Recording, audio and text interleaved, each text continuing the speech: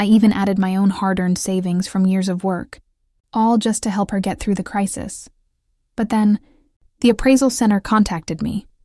The property deed was fake, the car purchase contract was fake, and even the luxury watch she gifted me was just a high-end counterfeit.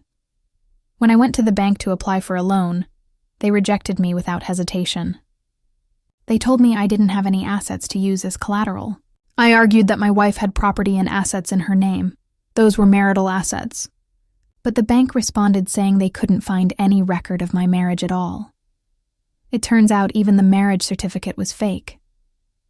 Fortunately, when she borrowed money from me to start her company, the IOU she signed for over $10 million, that one was real.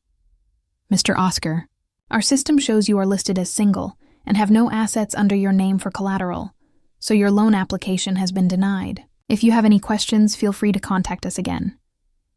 I listened to the cold, emotionless voice from the bank staff. I just stood there, stunned. How was this even possible? I pulled out our marriage certificate and looked at the little red booklet I had always kept safe. Could this really be fake too? As I stood frozen, the door lock clicked. My wife, Evelyn, walked in, exhausted. She stretched, walked into the bedroom, and said, "Oscar, I went to several banks today. I finally managed to get a little money." But then her eyes fell on the items scattered across the bed. The property deed, the car contract, the watch, the belt, the cufflinks. Her pupils shrank instantly. "What are you looking for?" Realizing her reaction, she quickly recovered and smoothly gathered everything up, smiling softly. "Why did you take out all these valuables?" I didn't want to confront her yet, so I replied casually, "I thought about selling them. The company's in trouble. I want to help." Evelyn leaned into my arms, soft and gentle, kissing my jawline. She wrapped her arms around my neck and said seriously, "No matter how hard things get, I won't let you suffer. I'll use my dowry to cover the company's debts. You've supported me through so much. I promised I would treat you well, and I won't break that promise." Her amber eyes looked full of love, as if she cherished me deeply. But I felt only coldness, because I knew everything on that bed was worthless. Just like our marriage, her phone rang. She quickly put on her jacket and headed for the door. "Oscar, something came up at the company. You may have to eat alone tonight." She said this often. I used to believe she was just busy, but now, as the deputy general manager, I knew very well. There was no urgent business. I stared at her and said, "Let me take you." Evelyn froze. She forced a smile. "You work hard too. No need. Just rest." But I insisted. When we stepped outside, I finally understood why she didn't want me to go with her. Her first love, Richard, was waiting in the driveway, sitting in a dark green sports car. He rolled down the window and smiled. "President Evelyn, what took you so long?" The car looked familiar. It was the same limited edition model Evelyn supposedly bought for me. The same one that appeared on the fake contract. She had always told me the car was stuck in customs, but here it was. Richard had already been driving it for hundreds of kilometers. A cold realization hit me. Maybe the car was never meant for me at all. I asked calmly, "Evelyn, didn't you say this was a global limited edition? How does Richard have the same one?" Richard didn't even bother to get out of the car. "Oscar, this is your car. I picked it up for you so you wouldn't have to. No need to thank me." Evelyn looked uneasy. She whispered to me, "If it bothers you, I can tell Richard to get out." My fists clenched. She once fired a maid for just touching my suit, but for Richard, she never showed anger. I used to believe her excuses. I used to think I was being insecure. I was a fool. I forced a calm expression. "No need. Some things, I should confirm myself," I told them. "Since you already have a driver, go ahead." I went to the bank today, too, to withdraw my savings, to help the company. Evelyn rushed into my arms and whispered emotionally, "Oscar, having you is the greatest blessing of my life. Once the company stabilizes, I'll promote you, give you a raise, buy you a better house and car." But now, all I felt was disgust. I pushed her away. "Stop acting cute at your age. President Evelyn, go save your company." I watched the sports car disappear. A bitter smile appeared on my lips. She was still trying to sell me lies. But she forgot that IOU for 10 million was real, and that alone could destroy her company. After seeing her true colors, everything became clear. I brought the IOU to a law firm. The lawyer examined it and nodded. This holds full legal validity. According to the agreement, repayment was due 3 years ago. You can request court enforcement at any time. I laughed quietly, self-mockingly. At least the IOU was real. That was the only thing she hadn't faked. I told the lawyer, "Lawyer Ning, I need to discuss something important with you tonight. Please reserve time for me." But before that, there was something I needed to confirm. I took the marriage certificate to the Civil Affairs Bureau. I looked up its registration number. The real marriage registered under that number was Groom, Richard Bride. Evelyn, the registration date, was the day before our supposed wedding. Everything had been fake from the start. Her sweetness on the wedding day. I once thought she was shy. Now I knew it was guilt. Next, I checked the house ownership. It was under Richard's name. The appraisal center had told me the packaging of the luxury goods was real. Only the actual items were swapped. And I didn't need to guess who received the real ones. I returned home with solid evidence and accessed Evelyn's personal computer for the first time. She had always forbidden me from touching it. My hands trembled as I typed in Richard's birthday. The screen unlocked. Even though I was prepared, my heart still stopped. She had been chatting with Richard under a hidden account. They used matching couple profile pictures. Evelyn's contact name for him was The Sun, and her own username was The Sun Belongs to Me. There were countless messages. The most recent one read, "Richard, Evelyn, I'm just an assistant right now. Everyone in the company said I wasn't good enough for her. Richard complained to her constantly. It infuriates me. You have to punish Oscar for me." And Evelyn replied almost instantly, "Of course. I'll pick a good day soon and kick him out of the company with nothing." How about that? My hand tightened on the mouse. I let out a cold laugh. Kick me out of the company? Leave me with nothing? She must have forgotten all about the IOU. Right now, her company was barely holding on. Cash flow nearly collapsed. Let's see what happens when the court summons arrives. Let's see who ends up ruined then. As a kind of self-inflicted punishment, I forced myself to read every chat log. When it came to Richard, Evelyn was always lively and talkative. She shared her daily life with him like a giddy schoolgirl, even getting jealous when Richard talked too much with other female coworkers. But with me, she was always polite. Routine greetings, just enough concern to seem caring. What I once mistook as warmth now looked like pure habit. As I scrolled, a message from Evelyn suddenly popped up. "Oscar, you didn't look too well today. I ordered food for you. It'll arrive soon." Only then did I notice it had already grown dark outside. The old me would have felt touched. But now I knew, when Richard lost his appetite, Evelyn cooked for him herself. Sometimes even feeding him by hand. Love or not, it couldn't be clearer. But then why deceive me for 7 whole years? Why hide this so thoroughly? Was I still useful to her somehow? I remembered clearly. The day she signed the IOU, her eyes were filled with tears as she promised she would never betray me. I once believed we were truly in love, but now, she felt like a stranger I never actually knew. I snapped out of it and simply replied, "Okay." In the past, I would have sent something long and affectionate. "Love you." "Thank you, my dear wife." But Evelyn didn't notice anything different.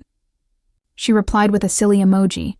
That same emoji, I had just seen her use it with Richard, so that's where she learned it.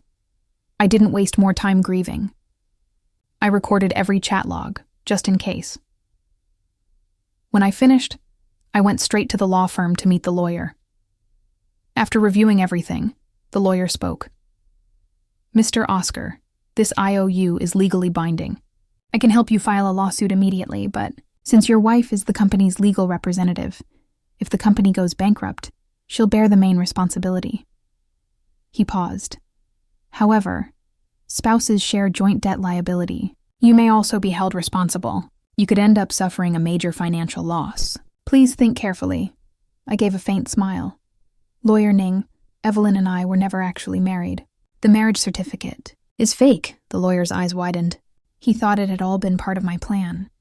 He even raised a thumb in admiration. Mr. Oscar, you really are far-sighted. Excellent. I'll draft the complaint immediately. I only smiled slightly without explaining. This wasn't foresight. This was Evelyn's own doing. As I left the law firm, a newspaper headline at the street stand caught my eye. Business circles rising star Evelyn splurges again. Buys antique brooch for beloved husband. I picked it up. The article bragged as usual. How deeply she supposedly loved me. How she bought me extravagant gifts with no hesitation. This time, it said she had purchased an antique brooch for me. They praised her as a model wife. Beautiful, devoted, loving. I gave a cold laugh.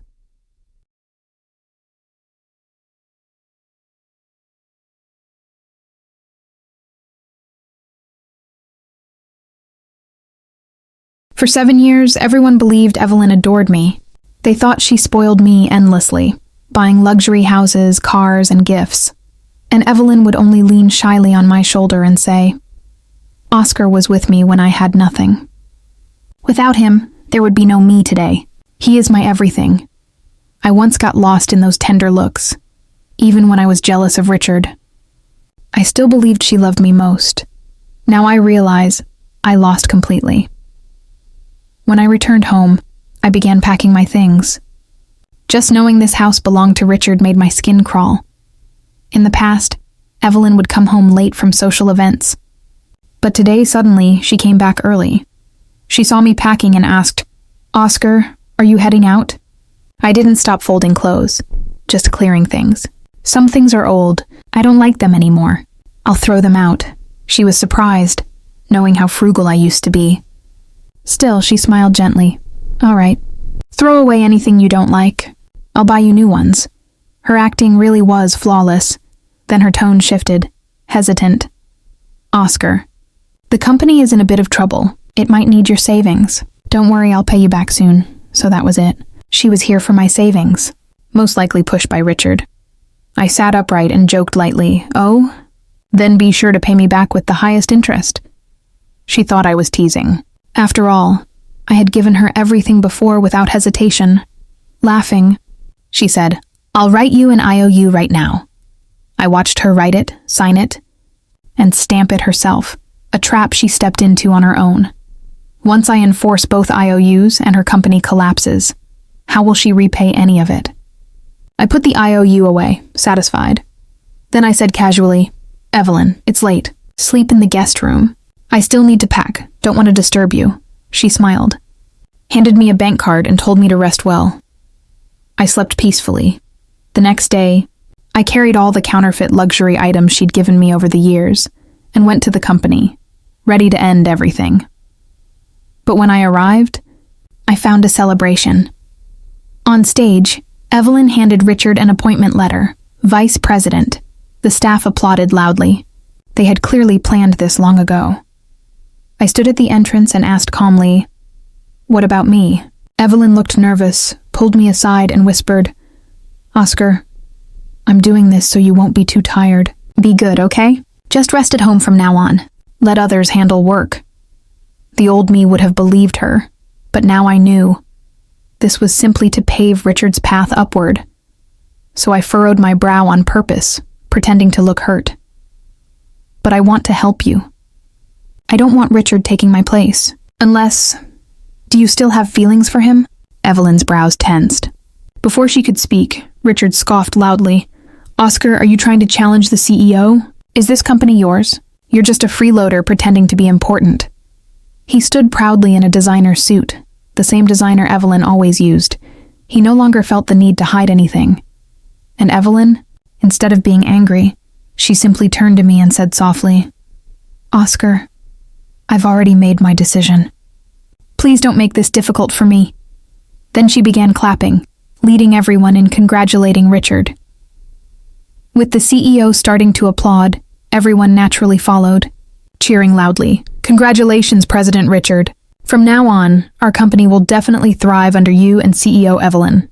I always knew you had the aura of a true leader, so impressive and charismatic. Looks like I was right. Among the celebrating crowd, I was the only one who stood still, completely unmoved. Richard basked in the applause, obviously delighted. Seeing me remain silent, his eyes glinted with mockery. He eyed me with a sneer. Oscar, everyone else is congratulating me. Are you looking down on me? Evelyn, now clearly biased in Richard's favor, tugged gently at my sleeve and coaxed softly. Just give Richard some face, okay? Today is a happy day. Don't make things unpleasant. I still said nothing. Just let out a cold, quiet laugh. Evelyn's smile disappeared instantly. Her voice lowered and sharpened. Oscar, if you keep this up, I'm going to get angry. In the past, anything she said, I agreed to. I followed her word without hesitation. But now, even as she stared at me with fury, I didn't move. Seeing that I remained indifferent, Evelyn's patience snapped. Oscar, I plan to keep you in the company, but if you insist on acting like a child, then I will send you home. All I felt was bitter irony. A faint smirk curled on my lips as I stepped forward. Evelyn thought I was giving in and visibly relaxed. But the next second, I picked up the pile of counterfeit luxury goods I had set beside me and threw them straight at Richard and Evelyn. To the CEO and Vice President. My gift to you both. Do you like it? Like a rainstorm of confetti, items scattered everywhere. Contracts, ties, belts, brooches, property deeds, even the marriage certificate. Evelyn instinctively shielded Richard, but the corner of a property deed struck her temple, reddening the skin instantly. Everyone froze.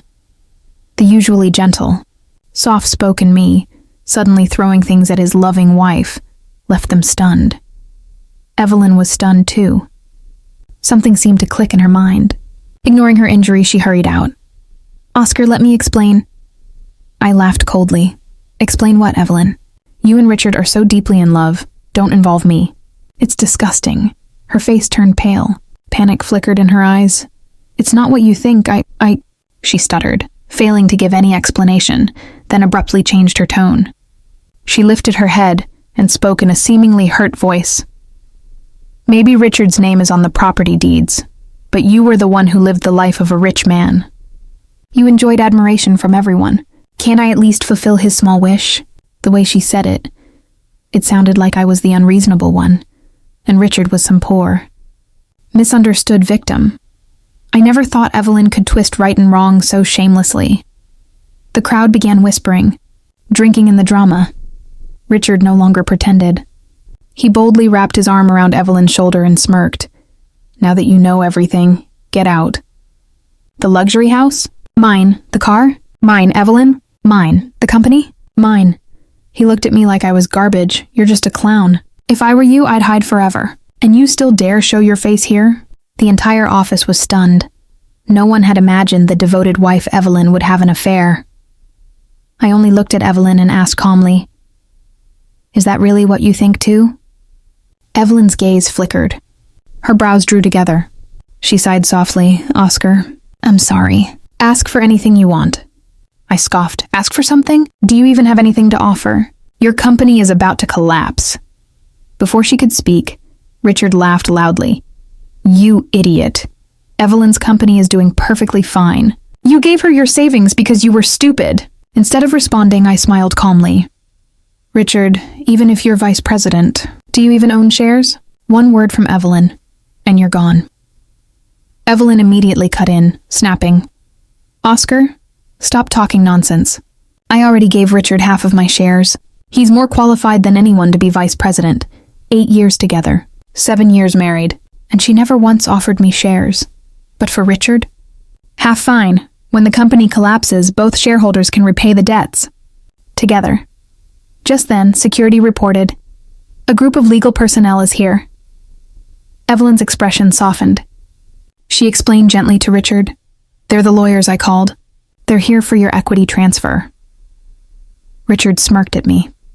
Oscar, I'm about to become the boss of a publicly listed company. And you? You're just a worm. Evelyn looked at me with a serious expression. If you apologize now, I can pretend none of this happened. I simply shook my head. Everyone held their breath, expecting me to explode. But then, it wasn't lawyers who entered. It was a team of uniformed court officers. "Who is Evelyn? This is a court summons. You must repay the debt owed to Mr. Oscar immediately. If payment is not made within 3 days, we will freeze your company's assets and shut it down." Everyone froze, like they'd been hit with a hammer. I exhaled slowly. Perfect timing. "Lawyer Ning deserves a good dinner." Evelyn stared at me in disbelief. "Oscar, what are you doing? Are you trying to cause chaos?" Richard stepped forward, foolish as ever. "Hey guys, where did you rent the uniforms from? Pretty realistic. How much did Oscar pay you?"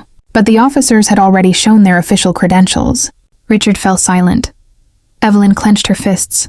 Realizing this was real, she snapped, "So yesterday when I signed that IOU, that was your trap?" "Clever, Oscar," then she argued. "The IOU was signed yesterday. How could repayment be due today?" The officer replied coldly, "If you have objections, speak to your lawyer."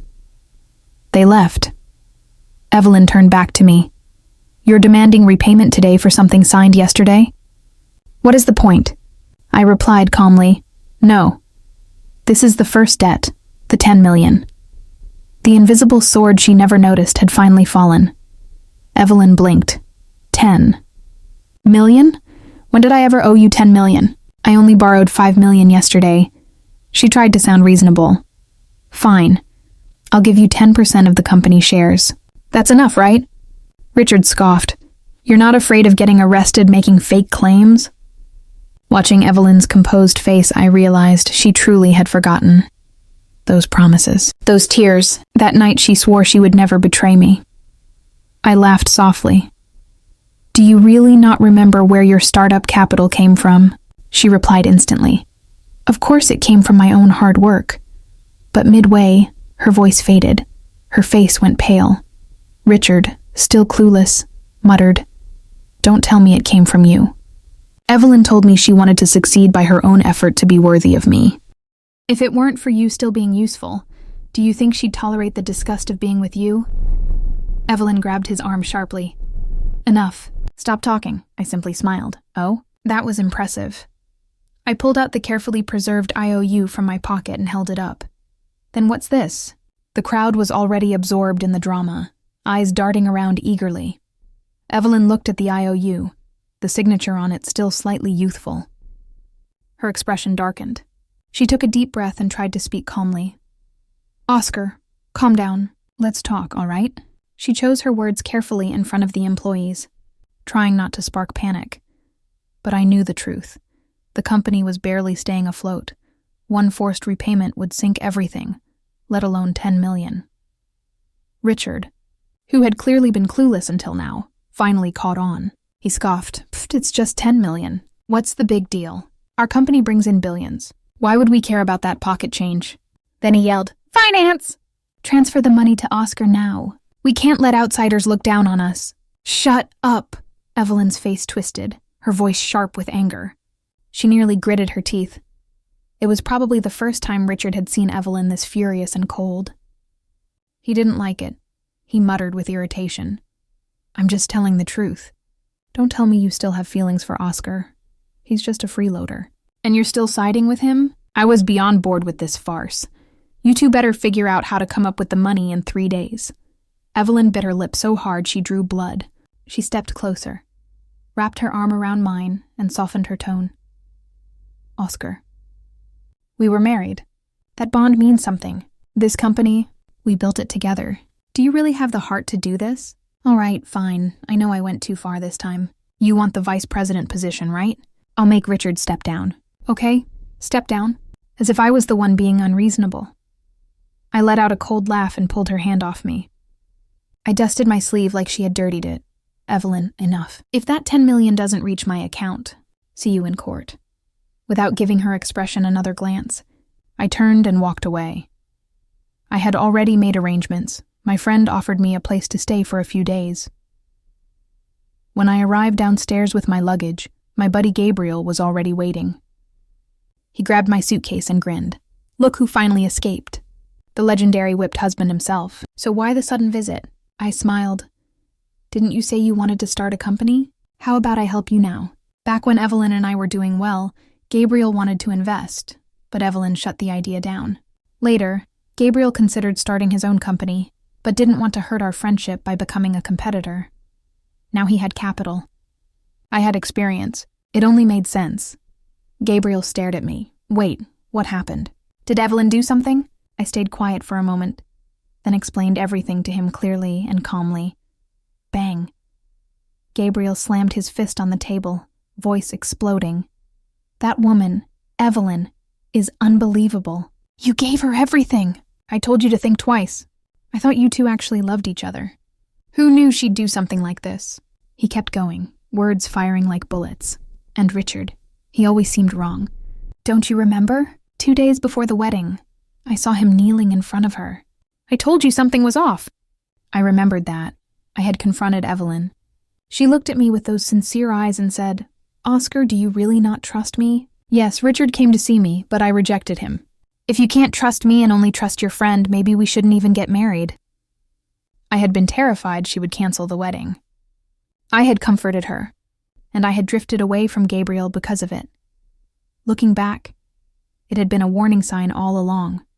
I sighed, took a long drink of beer, crushed the can, and tossed it aside. Forget it. It's over. Let's just talk about the company. But then, my phone rang. Evelyn. I was about to ignore it, but Gabriel snatched the phone and answered, getting ready to curse her, but the voice on the other end was trembling. Completely shaken, you're not home. Everything's gone. You promised you'd stay with me for life. How could you go back on your word? I let out a bitter laugh. Yes, I once believed that too. I loved her deeply, held her up like she was priceless, and she repaid me with lies. Her voice was shaking. Oscar, come back. If you come back, I'll transfer the house to your name. We'll reapply for the marriage certificate. We'll start over. Just come back. I smirked. Even if she was willing, Richard would never let go of his prize. She was only saying these things to pull me back. I knew exactly why. Evelyn, I'm not dropping the lawsuit. The company. Just wait for it to collapse.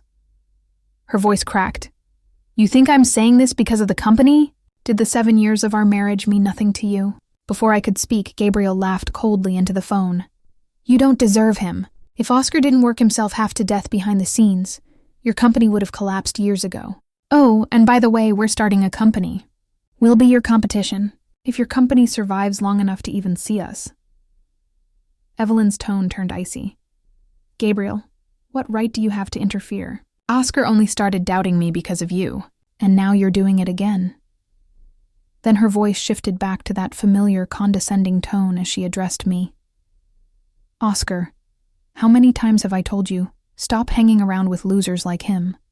He'll drag you down. Come home. The antique brooch I bought at the auction just arrived. Come try it on. I laughed silently. Even now, she thought I was just sulking.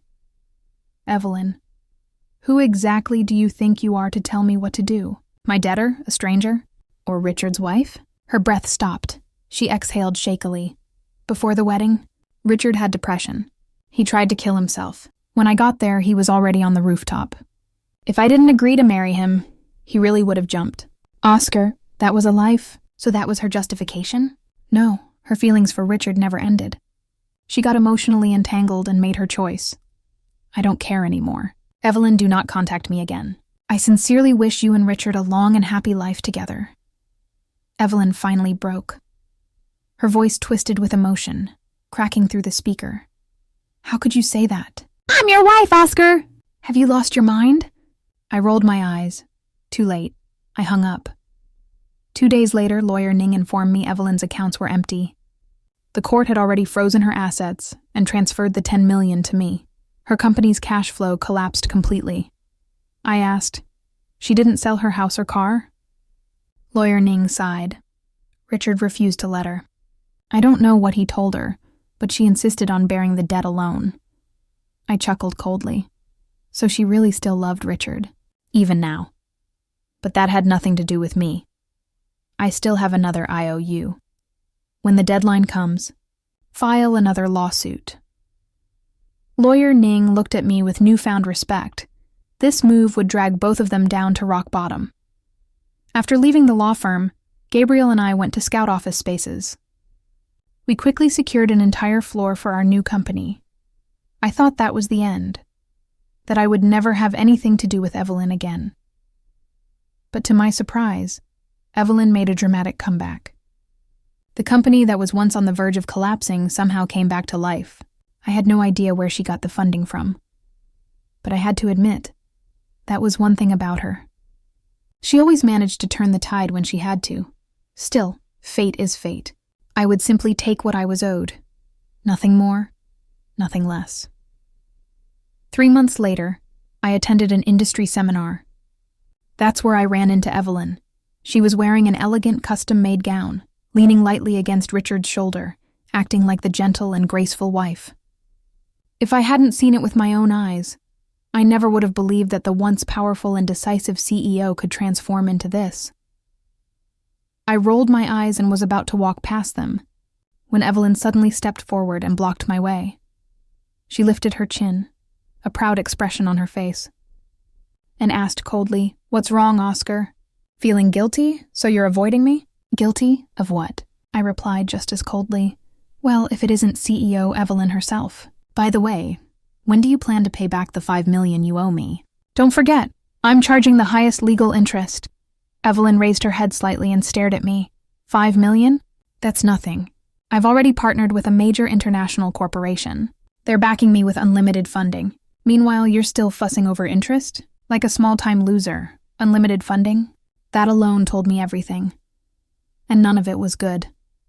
But I didn't bother warning her. There was no reason to get myself dragged back into her world.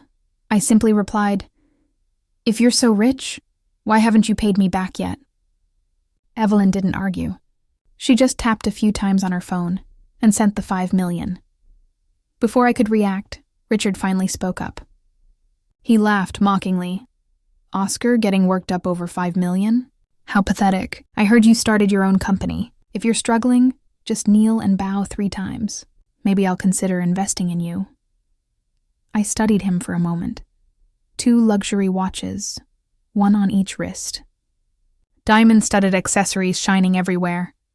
If their company had been stable, maybe I would have understood. But they had barely survived bankruptcy, and yet were spending like royalty. No question. They were gambling, and then Richard confirmed it. "I've got $50 million in chips waiting in Las Vegas. And that's just the start. You'll never catch up to me. Las Vegas." Everything clicked. I responded quietly. "No thanks. I prefer earning money honestly." They were about to argue more when a soft hand slid around my arm. My secretary, Selena, appeared, slightly out of breath. "Sorry, Mr. CEO. My heel broke. I stopped to fix it." Selena was a recent graduate, smart, capable, and hardworking. I valued her talent, so she accompanied me to most business events. I smiled gently. "It's fine. Let's go." She noticed my slightly crooked tie and leaned in to fix it for me. She was also playing the role of my girlfriend in public, which helped when dealing with other companies. But before either of us could step away, the sharp sound of glass breaking echoed beside us. We turned. Evelyn had crushed her wine glass in her bare hand. Red liquid, wine and blood, dripped slowly to the floor like blooming roses.